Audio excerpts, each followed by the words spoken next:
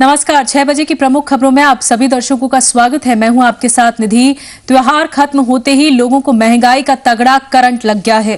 त्योहारों के तुरंत बाद प्रमुख बैंकों ने लोन महंगा कर आपकी जेब पर ईएमआई का बोझ बढ़ा दिया है। वहीं आलू, प्याज, टमाटर सहित खाने पीने के सामान में आग लगी हुई है।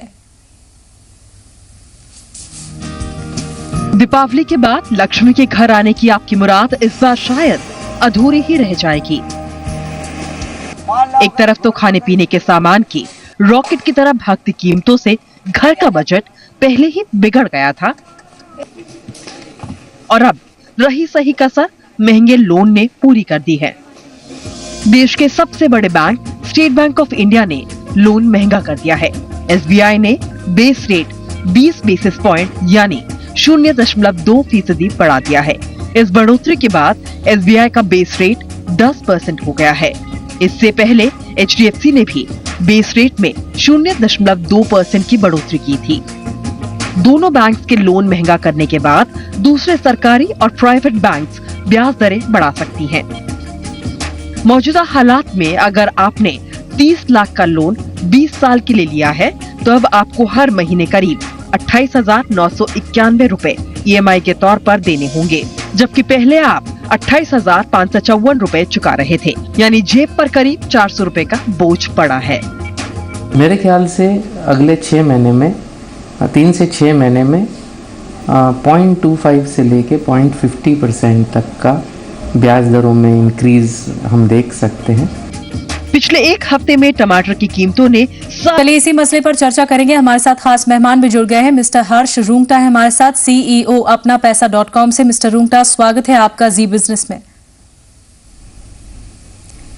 नमस्कार जी नमस्कार। रुंगटा साहब, आपका क्या कहना है, क्योंकि जब रघुराम राजन ने छमाही क्रेडिट पॉलिसी पेश की तो उनका सबसे बड़ा ऑब्जेक्टिव और कंसर्न यही था कि महंगाई को काबू में करना जरूरी है देश में, क्योंकि इसी के ही साइड इफेक्ट्स देखने को मिल सकते हैं आने वाले समय में।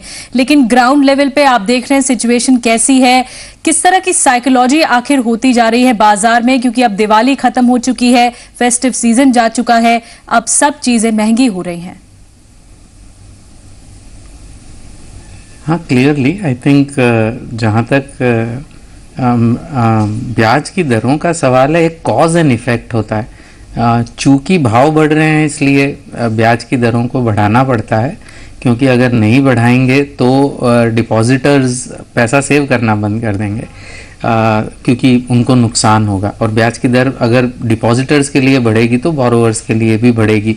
और चूंकि ब्याज की दरें बढ़ती है तो हो सकता है कि उससे थोड़ा सा महंगाई कंट्रोल में, एटलीस्ट क्लासिकल थियरी यही कहती है। ऑल्दो एक वो अकेला सक्षम नहीं है महंगाई को काबू में लाने के लिए। तो आयरॉनिकली जिस चीज़ से ग्राहक को इमीडिएट इम्पैक्ट होता है अपनी ईएमआई पर, वो ही चीज़ महंगाई को शायद काबू में लाने में थोड़ा सा हेल्प करे। एक ही सेविंग ग्रेस है। सबसे बड़ा ईएमआई का बोझ जो कंज्यूमर का होता है वो होम लोन पर होता है ज़्यादा करके। तो उस पर नॉर्मली 70 से 80% कंज्यूमर्स का ईएमआई नहीं बढ़ेगा। उनकी जो लोन की टेन्योर है, लोन की मियाद है, वो नॉर्मली बैंक्स बढ़ा देंगी, तो इमीडिएट इम्पैक्ट उनके बजट में न आए। और जहाँ तक कार लोन ईएमआई का सवाल है, वो नॉर्मली फिक्स्ड रेट पे होता है इन मोस्ट केसेस, तो उसका भी ईएमआई बढ़ता नहीं है। तो एग्जिस्टिंग बजट्स तो इतने ज़्यादा गड़बड़ नहीं होंगे इंटरेस्ट रेट्स बढ़ने से। ऑफ कोर्स जो नए लोन ले रहे हैं उनकी लोन लेने की कैपेसिटी कम हो जाएगी, और यही एक शायद एक और कारण है कि कार की या घर की जो डिमांड है वो इतनी नरम है। बिल्कुल रुंगटा साहब, लेकिन यहाँ पर यह भी जरूर आपसे जानने की कोशिश करेंगे कि आखिर अब अगले 6 महीने कितने क्रूशल रहने वाले हैं, और ब्याज दरों के लिहाज से अगर बदलाव किया जाता है दोबारा, क्योंकि हम ऑलरेडी देख चुके हैं इसका इम्पैक्ट। बैंक लोन महंगा करने पर मजबूर तो हो रहे हैं, जिसका इम्पैक्ट कस्टमर्स पर पड़ता है। अब आगे आने वाले 6 महीने कितने इंपॉर्टेंट हैं, और ब्याज दरों में क्या बदलाव लगता है आपको होगा? हाँ जी बिल्कुल। आगे आने वाले 6 महीनों में पॉजिटिव साइड पे ये है कि हार्वेस्ट अगर अच्छा, हार्वेस्ट तो खैर अच्छा आ ही रहा है, उससे जो एक सबसे बड़ा कंपोनेंट है महंगाई का, फूड की महंगाई, खाने पीने की चीज़ों की जो महंगाई है, उस पे अगर काबू आता है तो एक ओवरऑल महंगाई पर काबू आएगा। बाकी तो इंडिकेशंस क्लियरली राजन साहब ने भी दिए हैं कि अगर महंगाई और बढ़ेगी तो हो सकता है ब्याज की दरें और बढ़ानी होगी, शायद 0.5% या आधा %, वो तो खैर नहीं कहते हैं, लेकिन इंडिकेशंस क्लियर हैं कि महंगाई को काबू में करने के लिए अगर ब्याज की दरें बढ़ाना है तो ब्याज की दर बढ़ाने से आप सिर्फ एक तरफ का देख रहे हो कि जो लोन लिया है उन पे इम्पैक्ट। ये भी ध्यान रखें कि जब ब्याज की दरें बढ़ती हैं तो डिपॉजिटर्स के लिए इंसेंटिव जो हो जाता है वो बढ़ जाता है, और अगर नहीं बढ़ाएंगे ब्याज की दर तो सेविंग्स नहीं होगी। तो ब्याज की दर एक दो मुहा तलवार है, डिपॉजिटर्स के लिए बढ़ना अच्छी बात है, बोरोवर्स के लिए इतनी अच्छी नहीं है। एक और जमीनी हकीकत के बारे में बातचीत करेंगे रुंगटा साहब, जो कि सब्जियां महंगी हो रही हैं और लगभग हर जगह सब्जी महंगी हो रही। पहले हमने देखा कि प्याज के दाम भी बढ़ रहे थे, अब टमाटर भी और अन्य सब्जियां भी महंगी हो रही हैं। एक तरफ सरकार ये भी कंसर्न जताती है और ये एक चर्चा का विषय भी हो सकता है। सरकार कहती है कि प्रोडक्शन भरपूर है, डिमांड सप्लाई का गैप नहीं है, इस वजह से ये जो प्राइस हाइक है वो सेल्फ क्रिएटेड है। आप इससे कितना इत्तेफाक रखते हैं? खैर इस मामले के जो स्पेशल जानकार हैं वो ज्यादा बता सकते हैं, लेकिन ये तो एकदम क्लियर चीज है कि सिर्फ सप्लाई डिमांड की इशू नहीं है, स्ट्रक्चरल इश्यूज भी हैं। चाहे एग्रीकल्चरल प्रोड्यूस मार्केटिंग कमेटी का जो एक्ट है, एपीएमसी का एक्ट है, या जो रिस्ट्रिक्शंस है एक जगह से दूसरी जगह सामान ले जाने का, वेस्ट बंगाल ने कोई चीज पर रोक लगा दी, बताती है कि वेस्ट बंगाल से बाहर नहीं बेच सकते।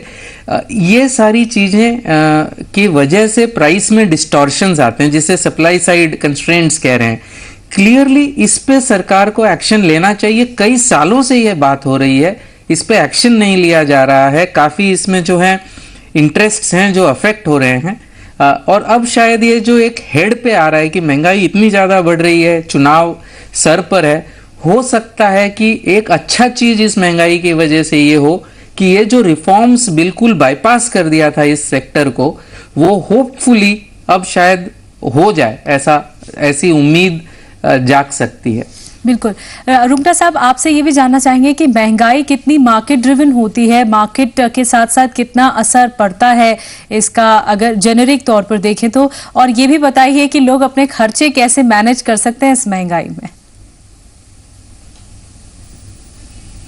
तो खैर मार्केट, ये तो दोनों ही तरफ से है कि महंगाई की वजह से मार्केट्स ड्राइव होते हैं और मार्केट की वजह से महंगाई ड्राइव होता है। कौन सा कॉज है, कौन सा इफेक्ट है, ये तो सर्कल है, तो ये कहना बहुत मुश्किल है कि पहले कौन सा आता है। अब जहां तक खर्चे का सवाल है, ये बहुत ही डिफिकल्ट क्वेश्चन है कि खर्चे पे कैसे कंट्रोल किया जाए। लेकिन एक चीज तो मैं कह सकता हूं कि कम से कम जो आपकी और बोरोइंग कॉस्ट, होम लोन या कार लोन ये का जो बोरोइंग कॉस्ट है, वो कम से कम आप ज़्यादा न दें। होम लोन में आज भी लोगों को पता नहीं है कि वो क्या इंटरेस्ट रेट दे रहे हैं। आज भी लोग 11.5-12%, कई लोग ऐसे भी हैं जो 13% ब्याज की दरें दे रहे हैं, जब आज भी रेट बढ़ने के बाद भी रेट 10.5% है, 10.25 से 10.5% है। उस समय भी अगर आप 11.5-12 दे रहे हो तो सरकार को दोष क्यों दे रहे हो? ठीक है, सरकार को रेगुलेशंस बनाने चाहिए कि पुराने कंज्यूमर्स का जो शोषण हो रहा है वह न हो, लेकिन आप खुद भी तो एक्शन ले सकते हैं। तो कम से कम आप देखें तो सही, पता तो करें आप ब्याज की दर क्या दे रहे हैं, और वहां पे जो बचा सकते हैं वो तो बचाइए, वो तो बिल्कुल आपके हाथ में है।